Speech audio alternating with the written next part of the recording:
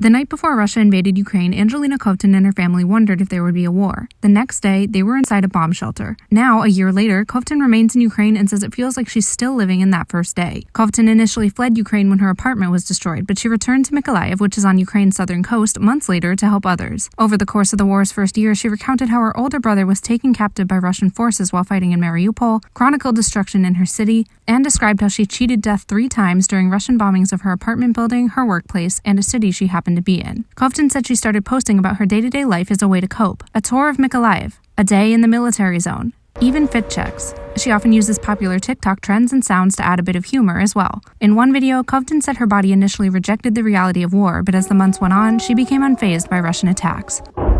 It's also been a year of fighting for Ukrainian civilians turned soldiers like Vladimir Fedorov, who volunteered to serve in the Ukrainian military when Russia invaded. He began sharing TikToks after friends suggested he upload the videos he took anyway onto the platform. While he said he didn't want to join TikTok, Fedorov couldn't pass up the opportunity to share his experiences as a Ukrainian soldier with millions of people. Fedorov told NowThis he hopes the people who watch his videos understand that in any circumstances you need to remain human. He said war is only pain and suffering, and that he wants people to focus on important issues facing humanity like disease and hunger rather than killing and dying at the behest of dictators. In a recent post about the invasion's 1-year mark, Fedorov discussed the lessons he felt people should take from this war. "We must draw conclusions, prevent this from happening, and get better," he wrote. When Kovtun reflects on what things were like a year ago, she says she doesn't remember life before February 24th, 2022, but that despite everything, we're still Ukrainian. Glory to Ukraine. These are just 2 of the countless stories from the past year. Since the invasion began, more than 8 million Ukrainians have been displaced, billions of dollars in damage has been caused, and there have been reports of more than 11,600 civilian casualties, though the exact number is unknown.